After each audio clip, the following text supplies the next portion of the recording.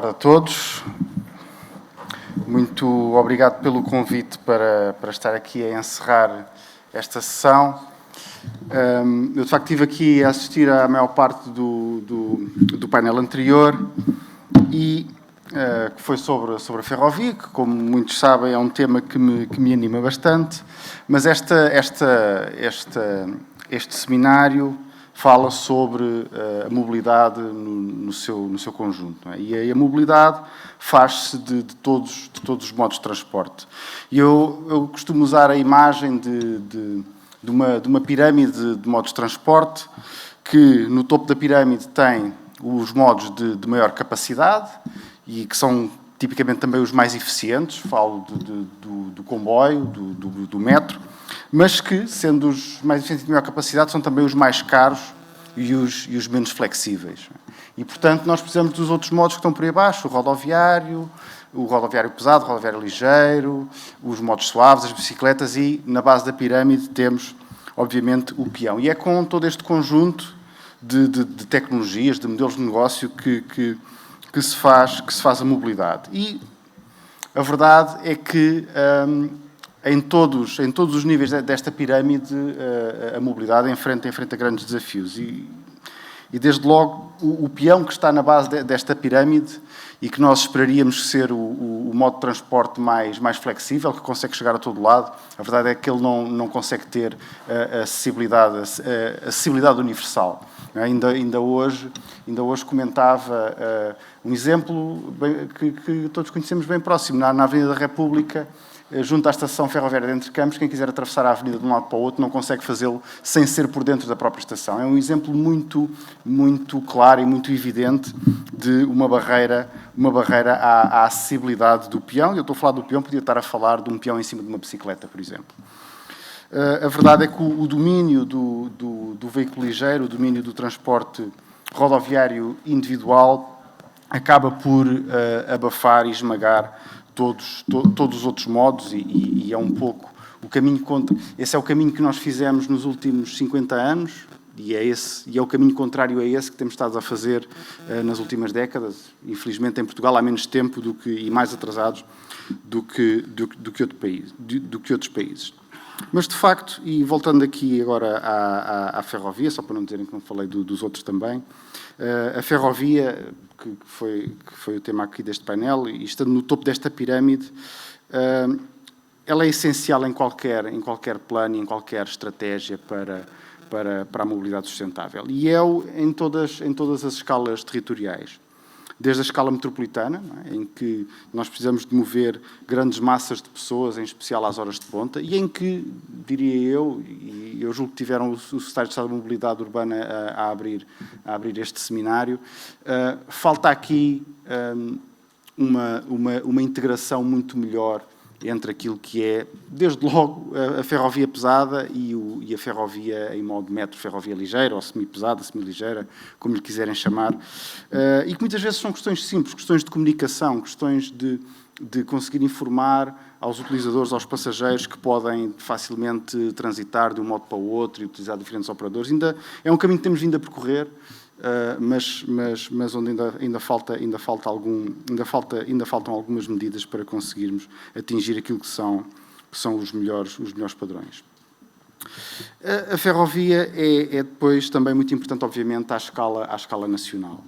E, normalmente, quando nós olhamos para as insuficiências da ferrovia à escala nacional, o que vem logo primeiro à memória são as linhas do interior, ou de outras regiões que não são tão interior, como, por exemplo, aqui a região oeste, que tem um serviço ferroviário, em muitos casos, que eu não tenho qualquer dificuldade em apelidar de vergonhoso. É o que é. Numa linha onde passa 3 comboios por dia por sentido e em que não há informação ao público e em que há uma série de outras dificuldades, as pessoas vão à estação e não sabem se o comboio aparece ou não aparece. É um serviço que nós não podemos sequer classificar como decente. E nós ainda temos, em muitas regiões do país, um serviço que ainda não conseguimos classificar como decente. E estamos a fazer um investimento grande para eliminar as situações em que não conseguimos sequer classificar o serviço ferroviário como decente. E essa tem sido uma das forças por trás do programa de investimento que está atualmente em curso, do Ferrovia 2020, e que trata da eletrificação. E quando falamos de eletrificação, falamos da modernização de diversas linhas no país, que traz sempre atrás a sinalização eletrónica, os sistemas de informação ao passageiro, e mesmo sem a aquisição de novos comboios, a utilização de comboios elétricos pela CP, que mesmo dentro da frota da CP tem padrões de conforto e de um padrão de serviço melhor do que o material diesel que a CP tem. Mas, dê por onde der, nós, se queremos falar de forma séria de ferrovia, do desenvolvimento da ferrovia em Portugal, falar da alta velocidade é absolutamente incontornável. E falar da alta velocidade, como no painel que esteve aqui anteriormente, tem sempre de começar pela ligação Lisboa-Porto. Fazer uma nova linha entre o Porto e Lisboa é, sem dúvida alguma, o projeto de transporte, o projeto de infraestruturas mais importante, para não exagerar, da primeira metade do século XXI em Portugal, para não dizer do século XXI todo. Do século XX ainda falta muito do século XXI, mas, digamos, da primeira metade do século XXI. Até tendo em conta a nossa geografia e a estrutura da nossa rede ferroviária para todos os outros objetivos que nós queremos atingir em termos de transporte ferroviário e em termos de transportes como um todo no resto do país. Porque tendo eu um eixo de transportes de elevado desempenho e de elevada capacidade, e aqui falo de um eixo e não de uma linha, falo de um eixo que será constituído pela nova linha e pelas linhas existentes, mais as infraestruturas rodoviárias que existem. Se eu tiver um eixo de mobilidade de elevada capacidade e de elevado desempenho ao longo da faixa de território onde se concentra 80% da população nacional, necessariamente uma boa parte das ligações que envolvem o resto do país usam esta faixa de território porque é aí que se encontra 80% da população nacional. E isto, de facto, coloca a construção de uma linha nova. Eu estou a falar de uma linha nova, obviamente que hoje em dia praticamente não se fazem linhas. Se nós olharmos para a Europa, só se fazem dois tipos de linhas novas. Ou são linhas suburbanas para transportar grandes volumes de pessoas, ou são linhas de alta velocidade. Não se fazem linhas novas convencionais, não se fazem linhas novas dedicadas a transporte de mercadorias. Isso, encontrei-me um exemplo na Europa, eu não me lembro de nenhum. Quando se fala de uma linha nova, falo obviamente de uma linha de alta velocidade. Uma linha de alta velocidade que permita resolver os problemas de capacidade que temos e que são reais e que impedem, mesmo hoje, mesmo admitindo que a CP teria alguma disponibilidade até de material circulante para aumentar a oferta, que impedem hoje o setor ferroviário de receber e de captar a procura que existe, mesmo com as condições do serviço atual, e que, por outro lado, está a permitir que os operadores rodoviários floresçam, mesmo nas ligações ao longo deste eixo. Portanto, desde logo a falta de capacidade, mas também o fraco desempenho da ligação, por exemplo, em competição com a aviação. Nós continuamos a ter, diariamente, dezenas de voos entre Lisboa e Porto cujos passageiros nós não temos a capacidade de captar, simplesmente porque, por um lado, o serviço não é suficientemente bom para os captar a todos, ou quase todos, e também porque, provavelmente, não teríamos capacidade nos nossos comboios e nas ligações existentes para os conseguir acomodar. Estamos a falar de cerca de mais 1,5 milhão de passageiros por ano, que é aquilo que representa a ligação aérea entre Porto e Lisboa. A história que o engenheiro Acúrcio contava aqui de facto muito interessante, de toda a evolução desde os anos 80 sobre os diferentes planos e diferentes projetos para melhorar o desempenho da ligação Lisboa-Porto. E aquilo que eu retiro daquilo que contou é que logo na primeira análise, nos anos 80, era evidente que nós precisávamos de uma linha nova.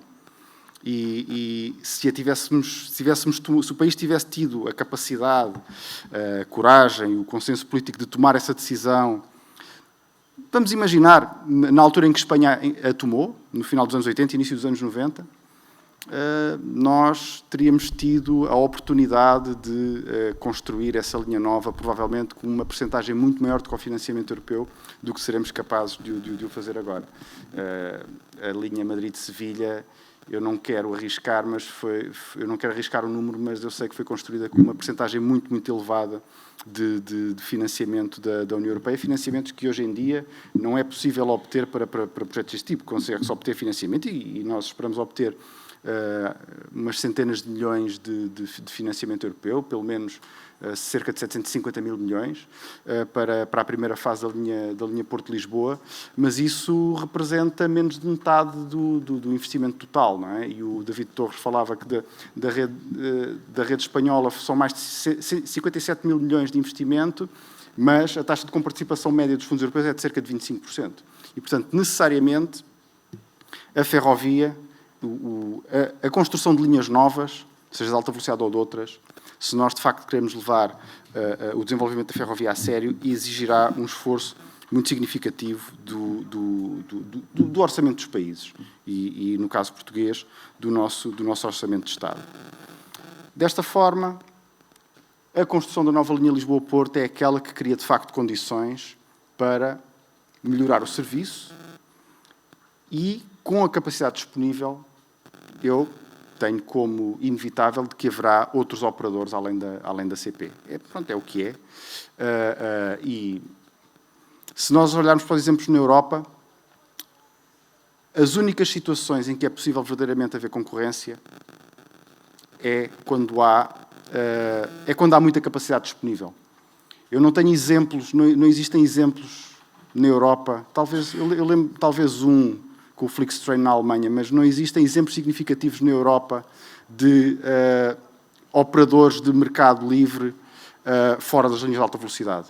Temos um exemplo em Itália, que é talvez o melhor exemplo, que é único, que é verdadeiramente com um operador privado, que usa as linhas de alta velocidade em Itália em concorrência com o operador público, e depois temos o exemplo espanhol, que também tem outras peculiaridades, mas em que, na verdade, são 3 operadores públicos de países diferentes a concorrer uns com os outros. Isto, quer dizer, há uma parte disto que vem das próprias características físicas do sistema ferroviário.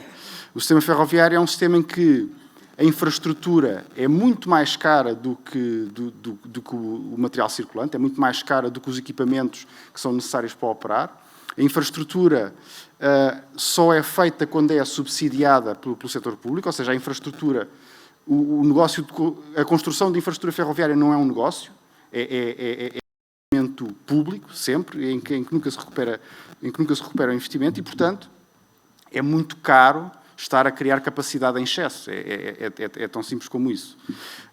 Estas situações surgem, a oportunidade à concorrência surge em certo tipo de situações quando eu sou capaz de criar capacidade em excesso. O caso da linha Porto-Lisboa, com os números que nós conhecemos à partida, deverá ser um desses casos, com os níveis de procura que nós temos, com a capacidade que temos na linha, teremos capacidade para que a CP tenha um papel incontornável na operação de alta velocidade, para que alguns dos serviços convencionais da CP e alguns dos serviços que fazem parte das obrigações de serviço público também possam utilizar a linha de alta velocidade, e também para que surjam outros operadores a operar nessa linha, com outro tipo de serviços, porventura diferentes daqueles que a CP oferecerá, sejam operadores públicos de outros países, sejam operadores puramente privados. E, portanto, em Portugal, no caso do transporte ferroviário de passageiros, a questão da concorrência ficará resolvida da mesma forma que foi resolvida nos sítios onde ela foi resolvida,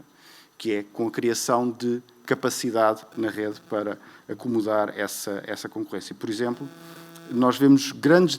a linha de alta velocidade que tem maior procura na Europa, que é a linha Paris-Lyon, é uma linha onde tem havido muitas dificuldades em que surjam outros operadores concorrenciais ao operador lá existente. E a razão para isso é que é uma linha que tem a sua capacidade praticamente esgotada.